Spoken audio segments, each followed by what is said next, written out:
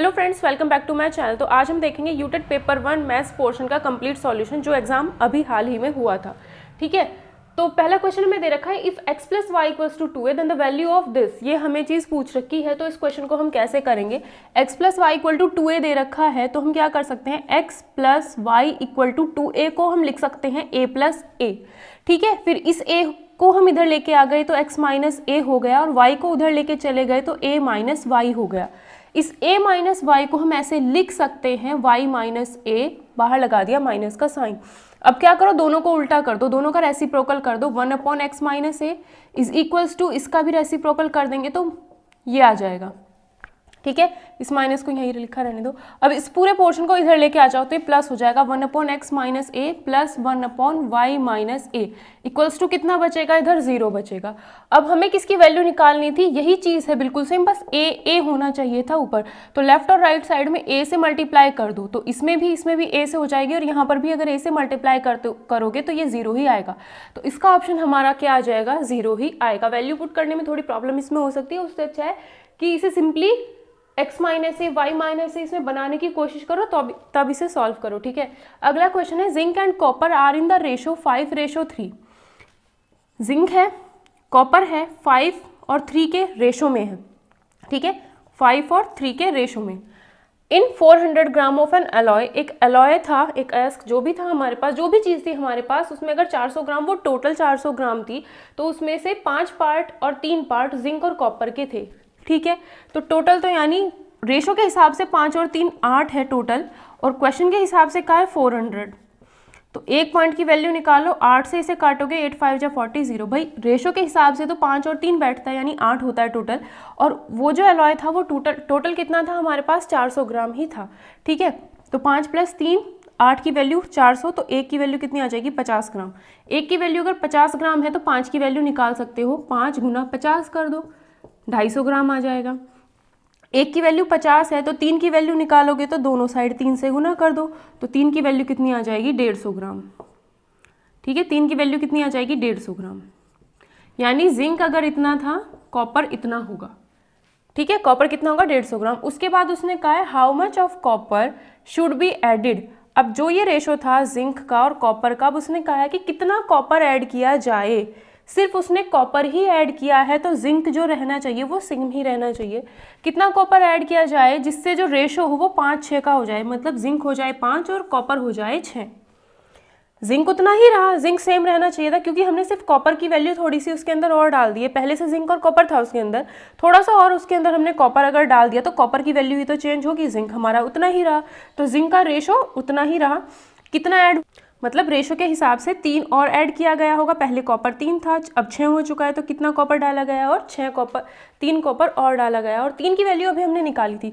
3 की वैल्यू, भाई एक पॉइंट का मतलब कितना था, 50 ग्राम, तो 3 पॉइंट का मतलब दोनों साइड 3 से मल्टीप्लाई कर दो, तो 3 पॉइंट का मतलब कितना आ रहा था, 150 ग्राम। तो यानी 150 ग्राम कॉपर उसने ऐड किया गया होगा, तो इसका आंसर हो जाएगा 150 ग्राम। ठीक है, इसके बाद है one is subtracted to both the numerator and denominator of a fraction. One is subtracted to both the numerator and denominator. कोई भी फ्रैक्शन इस टाइप का होता है, n upon d, numerator upon denominator. ठीक है, 1 सब्ट्रैक्ट किया गया है न्यूमरेटर में से भी डिनोमिनेटर में से भी, तब वो जो फ्रैक्शन है इट बिकम्स 1/3। तब ये जो फ्रैक्शन है वो 1/3 बन जाता है। तो इसको सॉल्व कर लेते हैं, क्रॉस मल्टीप्लाई कर लेते हैं। क्रॉस मल्टीप्लाई करने पर क्या होगा, एक इक्वेशन हमारे पास n और d में बन के आएगी। तो ये आएगा 3n, 3 इंटू n माइनस 1, तो ये हो जाएगा equal to 1 into d minus 1, d minus 1, तो ये आएगा 3n minus d equal to 2। ठीक है, उसके बाद if 1 is added to both the numerator and denominator. अब 1 अगर ऐड कर दिया जाए न्यूमरेटर में भी और डिनोमिनेटर में भी, तब जो फ्रैक्शन है वो 1/2 हो जाता है। कितना होता है, 1/2। तो फिर से वही काम, एक इक्वेशन और बनेगी, 2 इंटू एन प्लस 2 इंटू 1, तो 2n plus 2 equal to 1 into d plus 1, तो कितना आएगा, d प्लस 1 ही आएगा। ये आएगा 2n minus d equal to minus का 1। तो ये दोनों इक्वेशन हमें सॉल्व करनी है, जिससे क्या होगा, n और d, मतलब 3n minus d equal to 2, 2n minus d equal to minus 1। दोनों इक्वेशंस को हम सॉल्व कर देते हैं। जैसे हम इनको सॉल्व करेंगे तो d कैंसिल हो सकता है, माइनस प्लस माइनस, प्लस होगा यहाँ पे, ठीक है। तो अब इनको ऐड कर दो, नीचे वालों के साइन देखो, डी यहाँ माइनस का था, यहाँ माइनस का था, तो हमने क्या किया, इस माइनस को प्लस बनाने के लिए पूरी इक्वेशन के नीचे वाली जो इक्वेशन उसके साइन बदल देते हैं। तो अब ये माइनस और ये प्लस हो चुका है, ये डी जो हो चुका है वो प्लस का हो चुका है। इसका मतलब क्या हुआ, दोनों कट गए, 3n माइनस 2n हो जाएगा n, 2 प्लस 1 कितना हो जाएगा 3, तो n की वैल्यू कितनी आ जाती है, 3 आ जाती है। n की वैल्यू 3 दोनों कहीं पे भी रख दो इनमें से ना, n की वैल्यू 3 किसी में भी रखो, 3 into 3 minus d equal to 2, 3 3 जा हो गया 9, 9 माइनस डी इक्वल टू 2 कितना हो जाएगा 7, डी इधर ले जाओ 2 इधर ले जाओ, डी की वैल्यू आएगी 7, डी की वैल्यू 7 है, n की वैल्यू 3 है। उसने पूछा है sum of numerator and denominator, numerator कितना है 3, डिनोमिनेटर कितना है 7, तो 7 और 3 कितने हो जाते हैं 10, तो इसका आंसर आ जाएगा हमारा 10। फोर्थ क्वेश्चन देखते हैं कैसे होगा। A car can finish a certain journey in 10 hours at the speed of 48 kilometre per hour. Simple सा हमें एक फॉर्मूला पता है, स्पीड बराबर डिस्टेंस अपॉन टाइम। पहली लाइन अगर हम पढ़ें तो हमें उसने कहा है कार जो है फिनिश करती है एक सर्टेन जर्नी, एक निश्चित यात्रा वो करती है, जितनी भी डिस्टेंस वो चलती है 10 घंटे में चलती है और 48 किलोमीटर पर आवर की स्पीड से चलती है। तो यानी उसने टाइम भी दे दिया, 48 स्पीड दे दी, इक्वल टू डिस्टेंस हमें नहीं बताई, टाइम उसने दे दिया 10। एक बात यहाँ पर देख लेना कि किलोमीटर पर आवर 1 घंटे में, और यहाँ पर भी उसने 10 आवर्स ही दे रखा है, तो डायरेक्ट वैल्यू रख दो, ठीक है। यहाँ भी घंटे और यहाँ पर भी किलोमीटर पर आवर यानी घंटे ही दे रखा है, तो यहाँ से हमारी डिस्टेंस निकल जाएगी। डिस्टेंस कितनी आएगी 480 किलोमीटर, क्योंकि ये था किलोमीटर में, तो डिस्टेंस हमारी आएगी 480 किलोमीटर। उसके बाद उसने कहा है in order to cover the same distance, उसी डिस्टेंस को कवर करने में, किसको, इस डिस्टेंस को कवर करने में, इस डिस्टेंस को कवर करने में 8 आवर्स अगर लगते हैं तो डिस्टेंस अपॉन टाइम कर दो। तो डिस्टेंस अपॉन टाइम कर दिया जाए, ये भी किलोमीटर पर आवर में था और ये भी आवर्स में ही है, ठीक है, घंटे में ही होना चाहिए दोनों।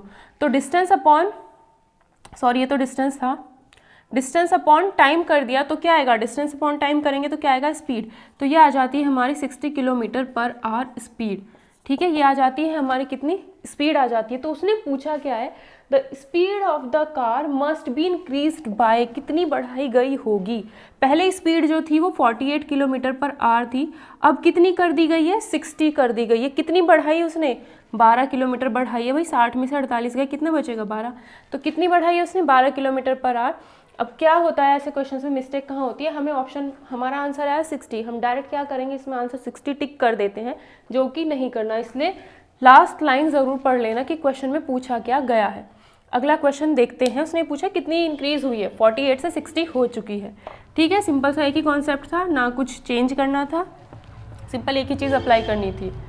Next question 2160 is equals to इतना, तो ABC की वैल्यू सिंपल से निकल जाएगी 2160, फैक्टर्स कर दो इसके, 2 1 जा 2, 2 8 जा 16 0, 2 5 जा 10, 2 4 जा 8 0, 2 2 जा 4, 2 7 जा 14 0, और चाहो तो 2 की पावर 3 यहाँ से आ गया 27, 270 को हम लिख सकते हैं 27 गुना 10। 27 क्या होता है, 27 का मतलब होता है 3 की पावर 3, 10 का मतलब क्या होता है 2 की पावर 5, तो 2 की पावर 3 यहाँ है, 1 यहाँ है, मल्टीप्लाई में है और बेस सेम है तो पावर जुड़ जाती हैं। तो 2 की पावर कितनी है 3 यहाँ है, 1 यहाँ है, 4 हो गई। 3 की पावर 3 है और 5 की पावर कुछ नहीं है यानी 1 है, 1 है, ठीक है। तो आगे उसने कहा है अब इससे और इसको कंपेयर कर दो, 2 की पावर यहाँ पर a है, यहाँ पर 4, दैट मीन्स a की वैल्यू 4, b की पावर यहाँ पर 3 है, सॉरी 3 की पावर यहाँ पर b है, यहाँ पर 3 यानी b की वैल्यू 3 है, और 5 की पावर यहाँ c है, यहाँ नीचे 1 है तो यहाँ पर हो गया 1। अब ये ABC की वैल्यू उठा करके इसमें रखनी है, तो 3 की पावर a मतलब 4 इंटू 2 की पावर माइनस b, 2 की पावर माइनस 3, c की पावर 5 की पावर माइनस c की जगह पे रखो 1, कुछ नहीं किया, a b c की वैल्यू यहाँ पर रख दी है। 3 की पावर 4 करोगे 81 आएगा, 2 की पावर 3 करोगे 8 आएगा, लेकिन ये माइनस है तो माइनस की वजह से ये जाएगा मतलब 2 की पावर माइनस 3 अगर ऊपर लिखा हुआ है तो इसको अगर नीचे ले जाओगे तो 2 की पावर 3 प्लस का हो जाएगा। 5 की पावर माइनस 1 ऊपर लिखा हुआ है तो डिनोमिनेटर में लेके जाओगे तो पावर जो है प्लस में आ जाएगी। 2 की पावर 3 तो होता है 8, 8 5 जा 40, तो 81/40 हमारा इसका आंसर हो जाएगा, ठीक है।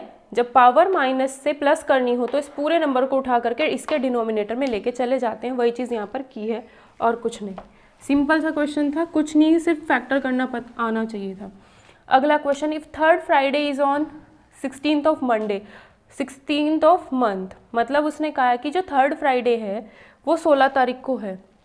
ठीक है भाई, देख लो Monday, Tuesday, Wednesday, Thursday, Friday, Saturday और संडे। ठीक है, सैटरडे और संडे, सैटरडे।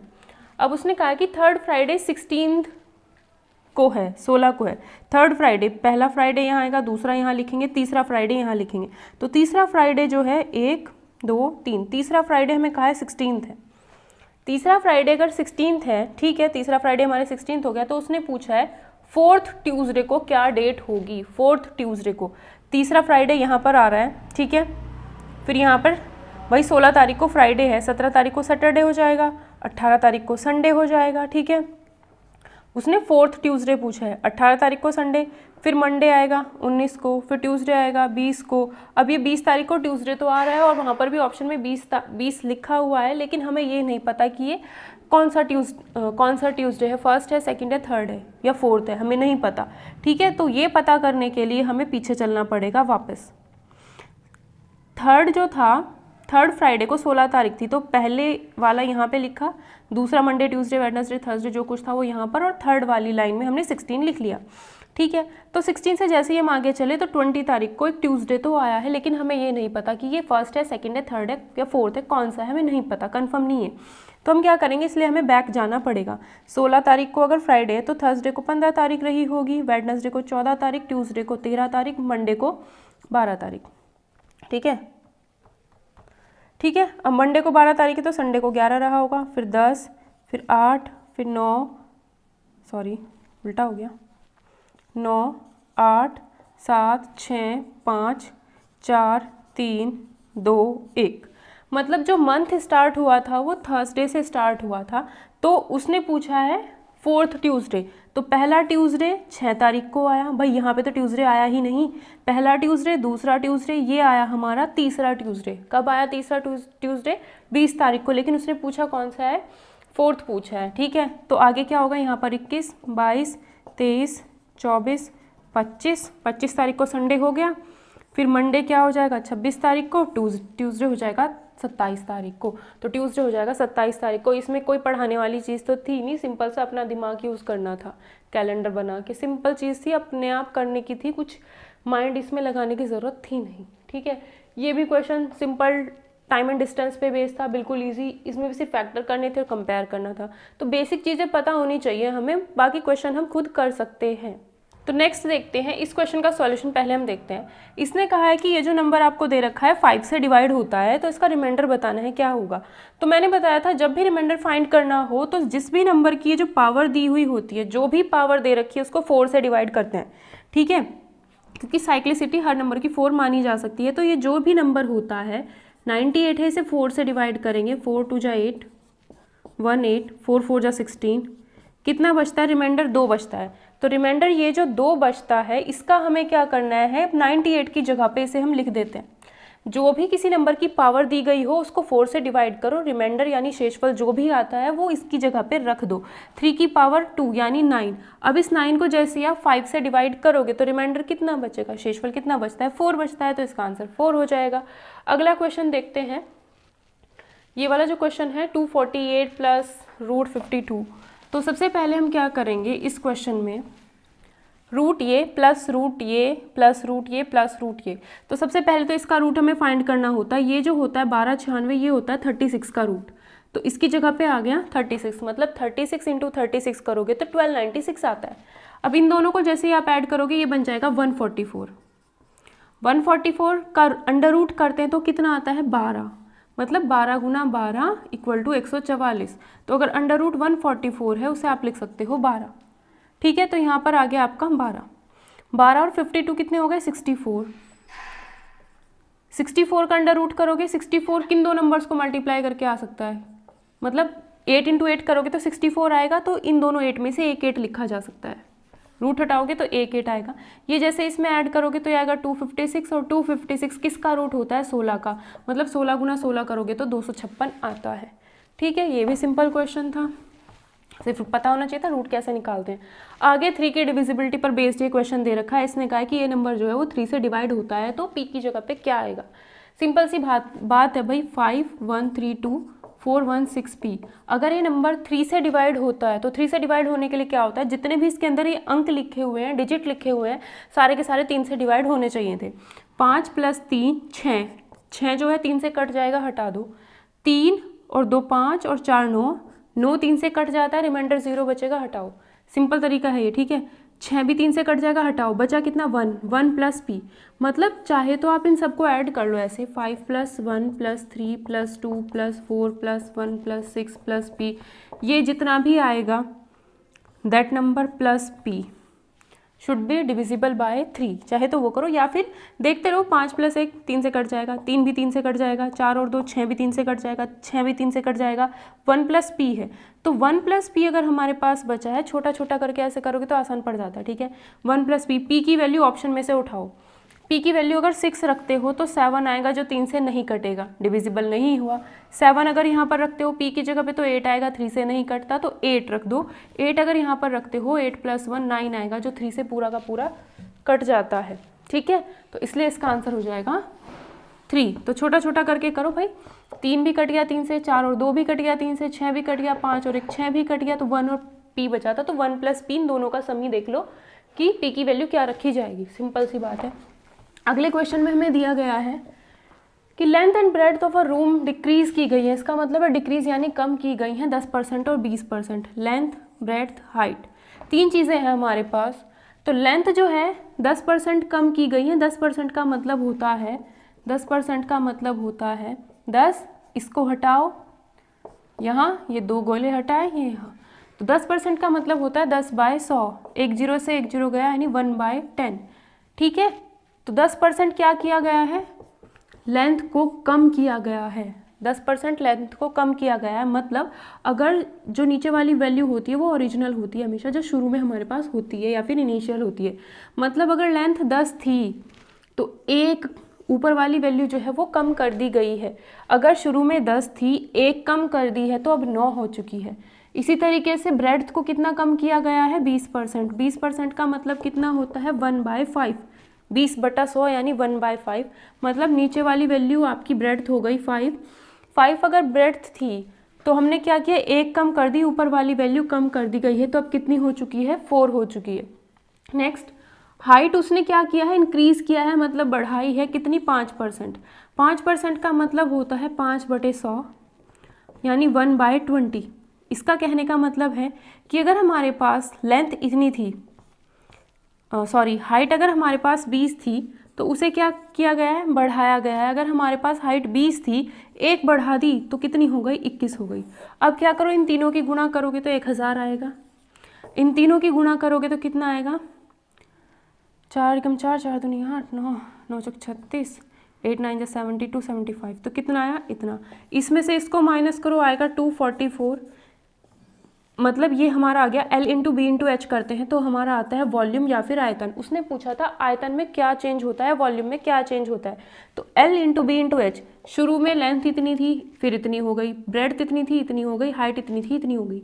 तो शुरू वाला वॉल्यूम इन तीनों को मल्टीप्लाई करोगे निकल जाएगा, ठीक है। बाद वाला वॉल्यूम, जब हमने लेंथ, ब्रेड्थ, हाइट तीनों को चेंज कर दिया, बाद वाला वॉल्यूम इन तीनों को मल्टीप्लाई करके इतना आ जाएगा। मतलब शुरुआत में वॉल्यूम इतना था, बाद में इतना हो गया। इसका मतलब है हमने क्या किया, वॉल्यूम को 244 कम कर दिया। वॉल्यूम को क्या कर दिया, 244 कम कर दिया। उसने परसेंटेज में आंसर पूछा है तो परसेंटेज का मतलब क्या है भाई, कितना कम हुआ, 244 कम हुआ, ठीक है। शुरू में कितना था, 1000, तो शुरू वाली वैल्यू नीचे रखते हैं, × 100।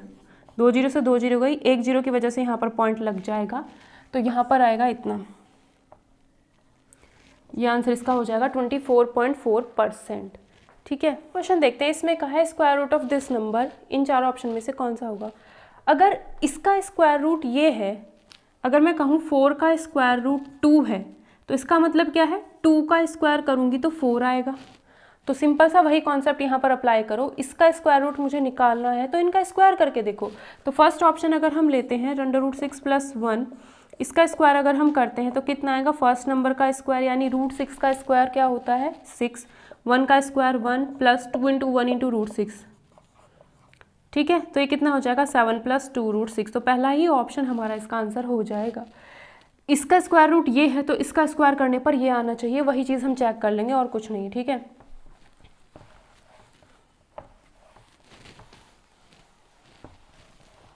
नेक्स्ट क्वेश्चन में कहा है भाई, इसमें अगर आप ऑप्शन की हेल्प लो तो ज़्यादा जल्दी हो जाएगा क्वेश्चन। पहली बात देखो, 9 में से कितना माइनस करूँ ताकि यहाँ 3 आए। अगर मैं यहाँ पर 9 रख दूँ, x की वैल्यू अगर 9 रख दूँ तो 9 में से 9 जाएगा तो 0 आना चाहिए, तो पहला ऑप्शन तो ऐसे ही ख़त्म हो गया। x की वैल्यू अगर यहाँ पर 3 रखूँ, 9 में से 3 जाएगा तो 6 आएगा।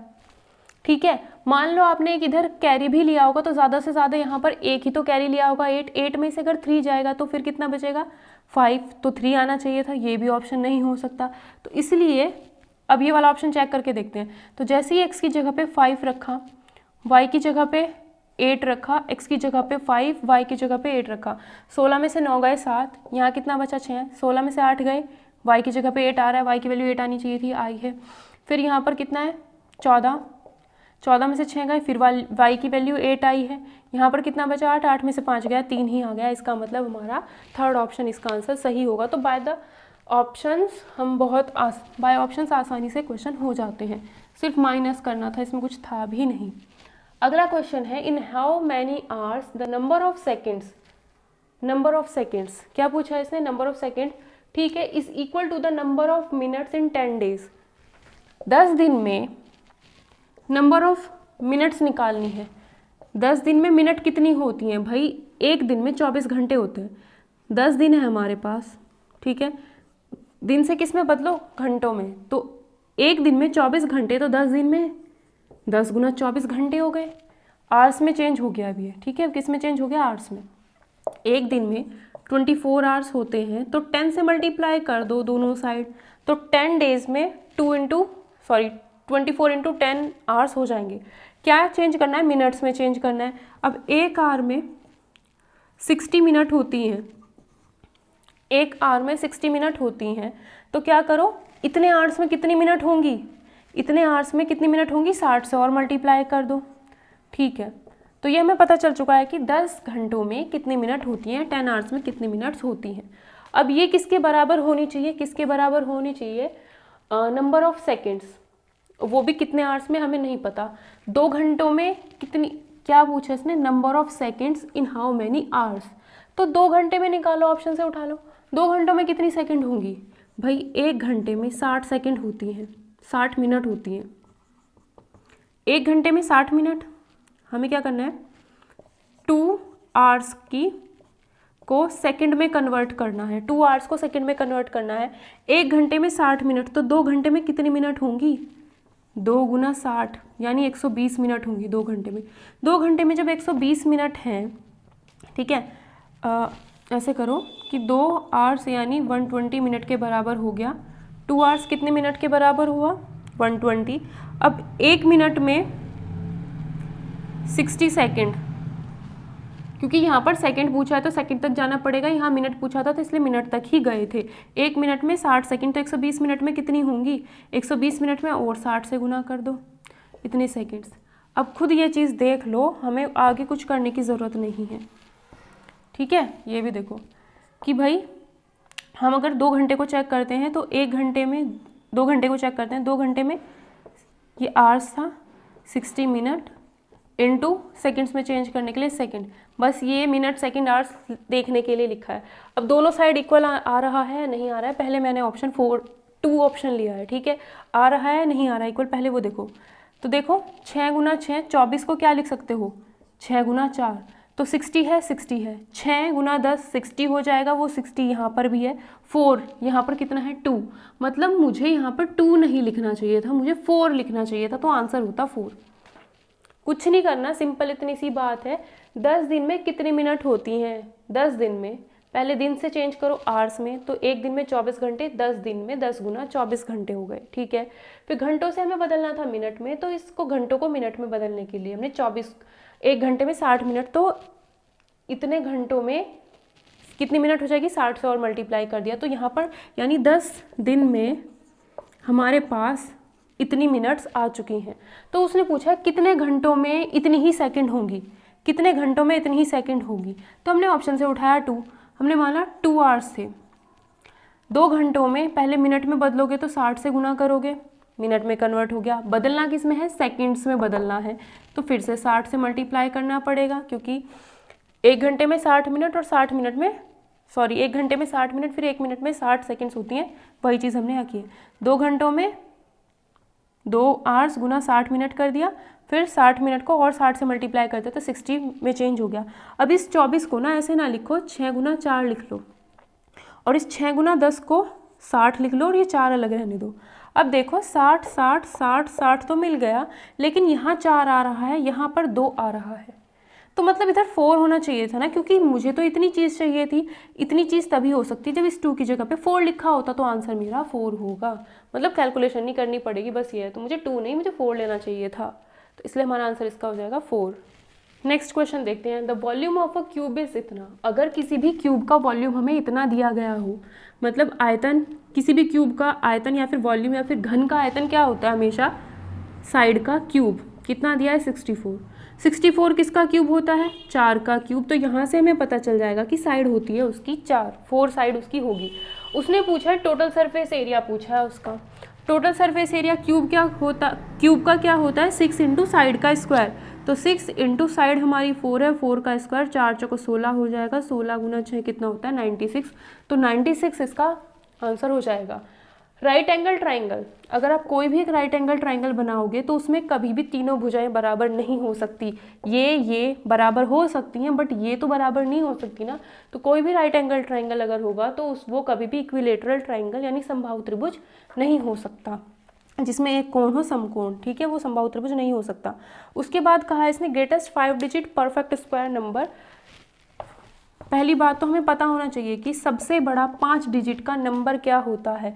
सबसे बड़ा 5 डिजिट का अगर हम नंबर बनाते हैं तो वो ये होता है, ठीक है। अब हमें क्या बताना कि ये परफेक्ट स्क्वायर है या नहीं है, ठीक है। सिंपल सा तरीका ये है, अगर नहीं भी कुछ आता तो ये मेथड अप्लाई करो भाई, इसका स्क्वायर रूट फाइंड करो। हमें पता है सबसे बड़ा नंबर ये होता है, तो मुझे फाइंड करना है कि सबसे बड़ा नंबर मुझे मिल जाए जो स्क्वायर परफेक्ट स्क्वायर हो।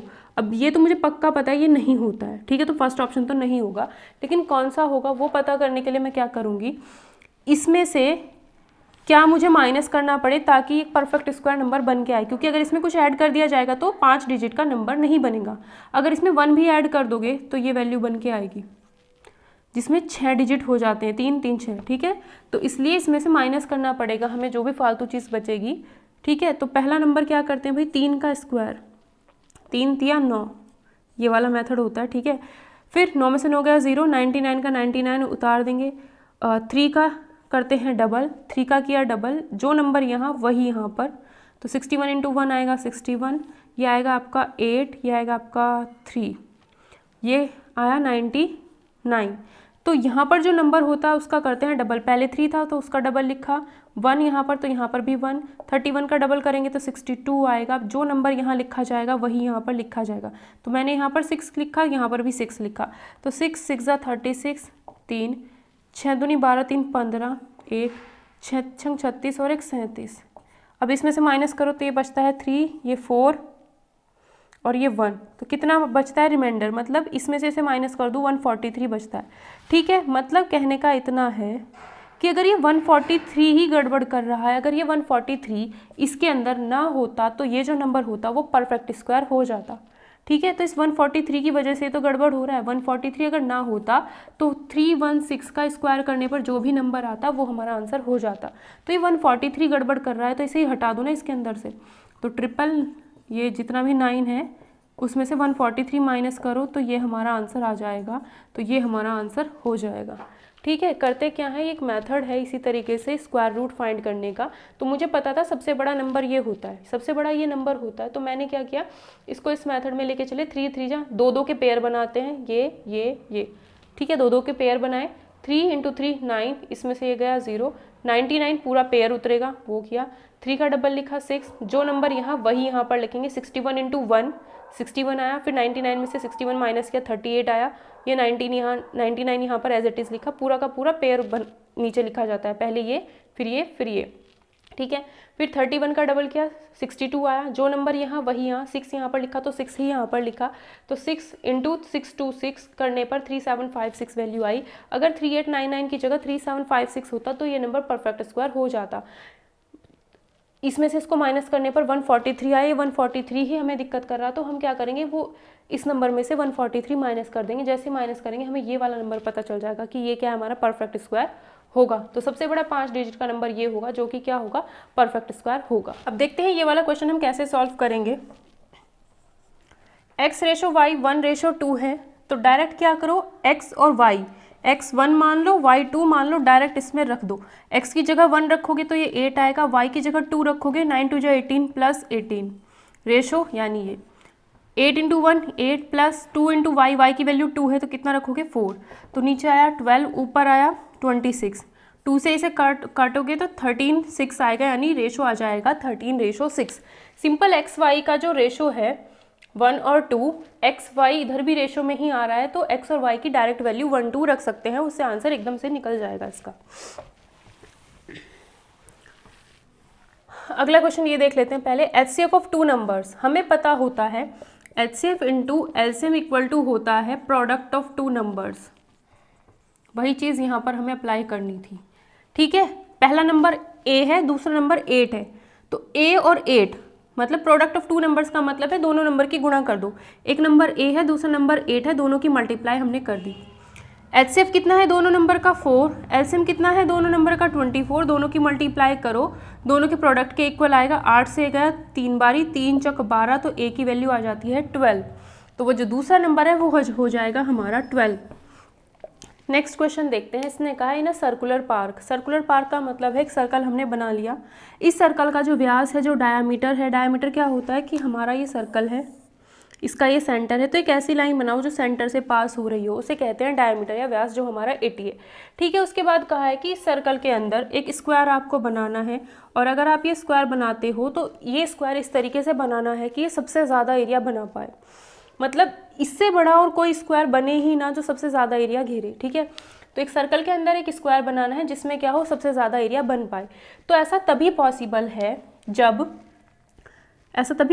है कि सर्कल बनाए, उसके अंदर स्क्वायर बनाए, और ये स्क्वायर मैक्सिमम एरिया तभी रखता है जब इस स्क्वायर का, यानी इस वर्ग का जो डायगोनल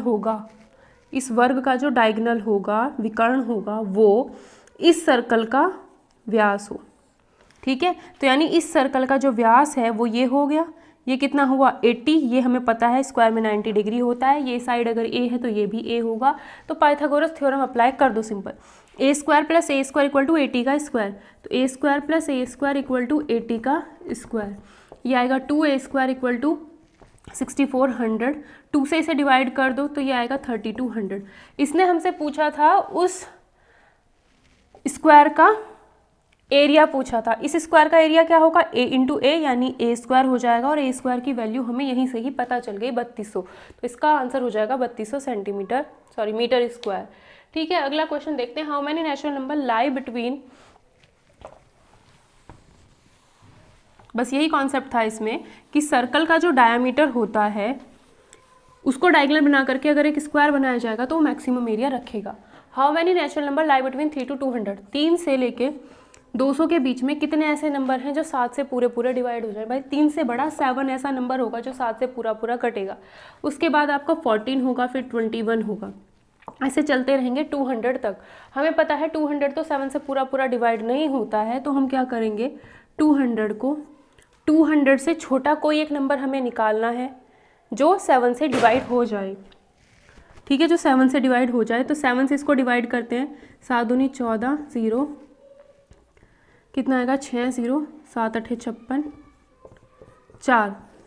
तो भाई क्या होता है, अगर हमें ऐसा नंबर, देखो हमें एक नंबर निकालना है 200 से छोटा, 200 से एकदम छोटा होना चाहिए जो 7 से पूरा डिवाइड हो जाए। उसको निकालने के लिए हम क्या करेंगे, इस 200 को 7 से डिवाइड करते हैं। डिवाइड करने के बाद जो ये लास्ट में रिमाइंडर बच रहा है 4, इसी 4 की वजह से ये 200 डिवाइड नहीं हो पा रहा है 7 से पूरा। तो हम क्या करेंगे, इस 4 को 200 में से माइनस कर देते हैं, तो 196 हमारे पास मिलता है। तो 196 जो है 200 से छोटा एक नंबर है जो 7 से पूरा कट जाएगा। तो हमें बताना है 7 14 21 ऐसे करके 196 तक कितने नंबर हैं। जो 7 से पूरे पूरे कटेंगे। तो क्या करना है, ये फॉर्मूला लगा देना, an equal to a plus n minus 1 into d. Simple. an मतलब जो सबसे लास्ट में लिखा हुआ है, a मतलब जो सबसे पहले है, n माइनस 1, n कितने नंबर हैं ऐसे, n मतलब कितने नंबर हैं ऐसे, d मतलब 14 में से 7 गए 7, 21 में से 14 गए 7। तो d जो होना चाहिए वो सेम होना चाहिए हर जगह पे। 14 में से 7 गए 7, 21 में से 14 गए 7, आगे 28 आता है उसमें से 21 जाएंगे तो 7। तो d जो होना चाहिए वो सेम होना चाहिए, ठीक है।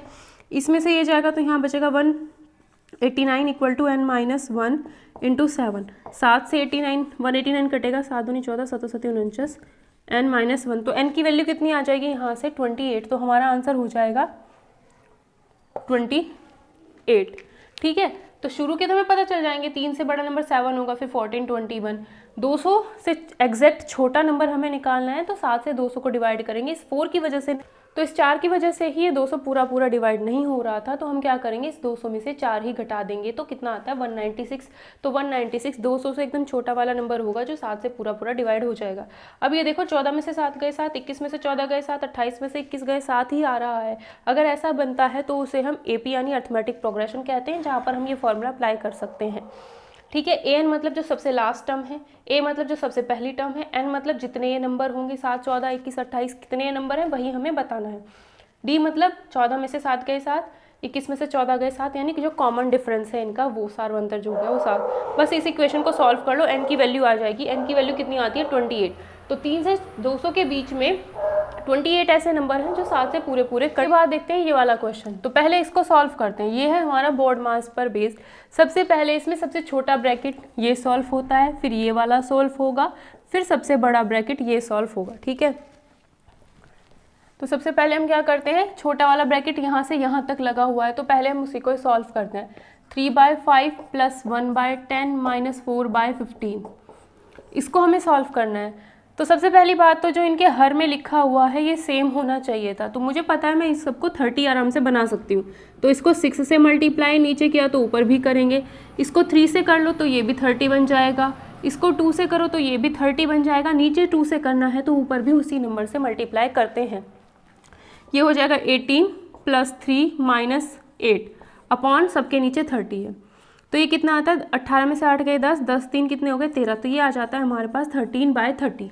तो ये जो छोटा वाला ब्रैकेट है इसे अगर हमने सॉल्व किया तो कितना आता है 13/30, यानी इसकी जो वैल्यू आई है वो 13/30 आई है।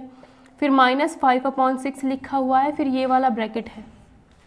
इसको सॉल्व कर लेते हैं। यहाँ पर भी नीचे दोनों जगह 30 बना लो, इसको 5 से मल्टीप्लाई करो, इसको भी 5 से। 5 गुना 5 25 माइनस 13/30। 25 में से 13 जाएंगे तो 12/30, या फिर इसे 2 से काट दो, 2 6 6 से काट दो, 6 दूनी 12, 6 पंजे 30। तो यहाँ से लेके आगे तक का जो पोर्शन है ये कितना आ चुका है 2/5, 2/5 आ चुका है। तो अब इसे हम क्या करेंगे भाई, 2/5 यहाँ तक आया, माइनस 3 1/2, 3 दूनी 6, 2 तिया 6 प्लस 1 7/2। तो यहाँ से आगे का सॉल्व करते हैं, कितना आएगा, दोनों को आसानी से 10 बनाया जा सकता है। इसे 5 से गुना करो, इसे 2 से करो, नीचे 2 से तो ऊपर भी 2 से, नीचे 5 से तो ऊपर भी 5 से। 7 पंजे 35 माइनस 4, नीचे कितना है दोनों में 10, कितना आएगा 31/10। तो यहाँ से आगे का अगर सॉल्व करते हैं तो 31/10 आता है। अब सिर्फ ये बचा हमारे पास, 5 गुना 5 25 प्लस 1 26, 26/5 माइनस, दोनों को सेम बना लो, यहाँ पर 2 से मल्टीप्लाई कर दो, ये भी 10 बन जाएगा, ये ऑलरेडी 10 था ही। तो 26 दूनी होता है 52 माइनस 31/10, कितना आएगा ये 21/10। तो 21/10 पहला ऑप्शन है, यही हमारा आंसर हो जाएगा। सबसे पहले सबसे छोटा ब्रैकेट सॉल्व करो, फिर उससे बड़ा, फिर उस सबसे बड़ा, लास्ट में जो चीज़ बाहर लिखी हुई थी उसके साथ लिख करके सॉल्व कर लो। सिंपल सा क्वेश्चन था ये। इस क्वेश्चन को देखते हैं। एवरेज का ये क्वेश्चन है। Average marks of obtained by 40 student of a class is 86। इसने कहा है कि एक क्लास में 40 स्टूडेंट थे, 40 स्टूडेंट थे एक क्लास में, और हर बंदे के जो मार्क्स थे वो 86 86 86 इसी तरीके से। एवरेज का मतलब यही तो होता है कि हर बंदे के मार्क्स जो है 86 ही हैं, ठीक है। तो 40 स्टूडेंट थे, 40 के मार्क्स कितने हैं एवरेज 86, एक बंदे का 86, दूसरे का भी 86, ठीक है। इस एवरेज का मतलब यही होगा कि सबके 86 ही मार्क्स थे, ठीक है। उसके बाद उसने कहा है, तो हम इसे करने का तरीका यही है कि 40 बंदों के जो मार्क्स हैं वो 86 हैं, 5 हाईएस्ट मार्क्स आर रिमूव्ड। अब क्या किया, जो टॉप 5 स्टूडेंट थे, जिन 5 बच्चों ने सबसे ज़्यादा मार्क्स गेन किए थे उनको हटा दिया गया, तो 40 में से 5 बंदे हटा दिए गए, है ना। तो कितने बचे अब सिर्फ 35 बंदे ही वहाँ पर होंगे, 35 स्टूडेंट ही होंगे। जब ये 5 बंदे हटा दिए गए जिनके मार्क्स जो थे सबसे ज़्यादा थे, ठीक है, टॉप 5 स्टूडेंट को हटा दिया गया विद देयर मार्क्स, तब क्या हुआ, जो एवरेज था रिड्यूस हो गया, कम हो गया, कितना, एक कम, 86 की बजाय वो एक कम होकर के अब 85 रह गया। तो उन 5 स्टूडेंट्स के जो मार्क्स थे वो हमें कैसे पता लगेंगे, पहली बात तो वो निकालने के लिए क्या करो, 40 इंटू -1 -40 -5 इंटू 85, यही करना होता है। 40 इंटू -1 और यहाँ पर जो डिफरेंस आया -5 इसकी इंटू 85 से कर दो, तो -5 इंटू 85 ये आएगा आपका 40, 5 में 25, 5 8 जा 40 42, तो ये आएगा आपका 465। कितना आया, 465। नेगेटिव का मतलब सिर्फ यही है कि नेगेटिव साइन का मतलब सिर्फ यही है कि यहाँ पर 5 बच्चों को निकाला था, तो उन 5 बच्चों के नंबर्स को, मार्क्स को अगर ऐड कर दिया जाए तो वो कितना है, 465। जितने मतलब 5 बंदे जो निकाले गए जिनके मार्क्स हटा दिए गए, क्योंकि हमने वो हटाए हैं इसलिए वहाँ पर माइनस आ रखा है और कुछ नहीं, ठीक है। तो कितने मार्क्स थे उन 5 बंदों के, उन 5 बंदों के टोटल मार्क्स 465 थे। 5 बंदों के मार्क्स अगर जोड़ दिए जाते हैं तो 465 आता है। इन मार्क्स को अगर 5 से डिवाइड कर दिया जाए तो हमें उन 5 बंदों के मार्क्स का एवरेज पता चल जाएगा, क्योंकि टोटल इतना है। कितने बंदे थे, 5 स्टूडेंट थे, तो 5 से डिवाइड करो, 5 9 जा 45, 5 3 जा 15, तो उन 5 बंदों का जिन्होंने सबसे ज़्यादा मार्क्स गेन किए थे उनका ही हमें एवरेज बताना था, वो कितना हो गया, 93। करना यही होता है इस क्वेश्चन में। 40 बंदों के मार्क्स ये हैं, 5 बंदे कम कर दी गई, 5 हाईएस्ट मार्क्स रिमूव किए गए, यानी 5 मार्क्स नहीं, मतलब 5 हाईएस्ट मार्क्स वाले जो बंदे हैं, स्टूडेंट हैं, उनको रिमूव किया गया, तो -5, यहाँ पर 35 आ गया कि अब सिर्फ 35 बचे। पहले एवरेज जो था 86 था, एक कम हो गया, अब एवरेज 35 हो गया। 40 इंटू -1 करेंगे, -5 इंटू 85 कर देंगे, तो उससे हमें पता चलेगा कि उन 5 बंदों के, उन 5 स्टूडेंट के टोटल मार्क्स कितने थे। टोटल मार्क्स इतने थे, उनको अगर 5 से डिवाइड कर देंगे तो हमें क्या मिल जाएगी, एवरेज मिल जाएगी उन 5 बंदों के मार्क्स का। माइनस का मतलब सिर्फ इतना था कि जो टॉप 5 स्टूडेंट थे जिनके मार्क्स सबसे ज़्यादा थे उनको हटाया गया था। माइनस का मतलब सिर्फ इतना था। इस तरीके से करने से कैलकुलेशन थोड़ी सी कम हो जाती है। अगला क्वेश्चन देखते हैं। Work can be completed by P और क्यू, 2 बंदे थे, इन दोनों ने मिलकर के किसी काम को 12 दिन में किया। क्यू और आर 2 बंदे थे, इन दोनों ने मिलकर के किसी काम को 15 दिन में किया। और आर और पी 2 बंदे थे, इन दोनों ने मिलकर के किसी काम को 20 दिन में किया। तो इन तीनों का एलसीएम ले लो 60, 12 पंजे 60, 15 चौका 60, 20 दिया 60। मतलब अब उसने पूछा है पी अकेले कितने दिन में काम खत्म करेगा, पूरा का पूरा काम अगर सिर्फ पी से करवाया जाए तो कितने दिन में खत्म होगा, ये उसने पूछा है। तो भाई ये हमारा टाइम था, ये हमारा वर्क है, यहाँ पर हमारी एफिशिएंसी या फिर कार्य करने की क्षमता है कि पी प्लस क्यू मिलकर के एक दिन में 5 काम करते हैं, क्यू प्लस आर मिलकर के एक दिन में 4 काम करते हैं, आर प्लस पी मिलकर के एक दिन में 3 काम करते हैं। तो इन तीनों को जोड़ो, कितना आएगा ये, और इधर एफिशिएंसी जोड़ो 12 आती है। तो 2 से इस 12 को काटोगे 6 आएगा। मतलब P plus q plus r अगर मिलकर के काम को करेंगे, अगर तीनों मिलकर के काम को करेंगे तो एक दिन में 6 काम ही कर पाते हैं। ठीक है, हमें क्या किसका पूछा है, सिर्फ P का। तो हमें पहले P की एफिशिएंसी पता होनी चाहिए। देखो P, तो यहाँ हम क्या करेंगे 60/P की जो भी एफिशिएंसी होगी उससे डिवाइड कर देंगे, तो हमें पता चल जाएगा P अकेला इस काम को कितने दिन में करेगा। अब हमें P की एफिशिएंसी निकालनी है, तो हम क्या करेंगे, P plus q plus r की जो एफिशिएंसी है वो है 6, Q प्लस आर की जो एफिशिएंसी है वो है 4, Q प्लस आर की एफिशिएंसी 4 है। तो अगर इसकी वैल्यू 4 है तो P की वैल्यू कितनी होनी चाहिए ताकि टोटल 6 हो, तो P की एफिशिएंसी 2 होनी चाहिए, यानी P की एफिशिएंसी है 2, तो 2 से जैसे ही 60 को डिवाइड करेंगे तो हमारा आएगा 30। तो यानी P अकेला इस काम को 30 डेज में कर सकता है। ठीक है, फर्स्ट वाला क्वेश्चन देखते हैं, कोन पर बेस्ड है, वॉल्यूम पर बेस्ड। इस क्वेश्चन में कहा है if a metallic cone of radius 30 and height 45। इसने क्या कहा कि भाई ये हमारा एक कोन था, उसमें जो नीचे सर्कुलर पार्ट होता है उसकी जो रेडियस है वो 30 सेंटीमीटर है और जो इसकी हाइट है वो 45 सेंटीमीटर है। तो इसका जो होता है वॉल्यूम, इसका वॉल्यूम क्या होता है 1/3 पाई आर स्क्वायर एच, यानी 1/3 पाई, आर की वैल्यू 30 दी है और एच हमें दिया है इतना।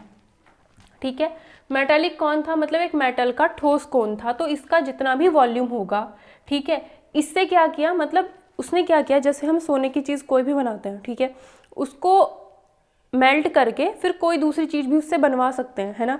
तो वही काम है कि मेटल का, किसी भी मेटल का एक कोन बना हुआ था, फिर इसको क्या किया, उसने मेल्ट करवाया।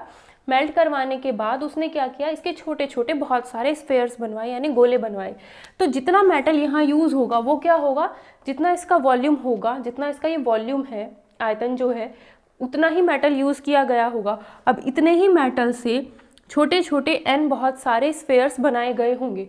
ठीक है, तो एक स्फेयर का वॉल्यूम इस तरीके से करके बहुत सारे स्फेयर्स बनाए गए, हमें नहीं पता उसने कितने बनाए, तो हमने मान लिया n बनाए हैं।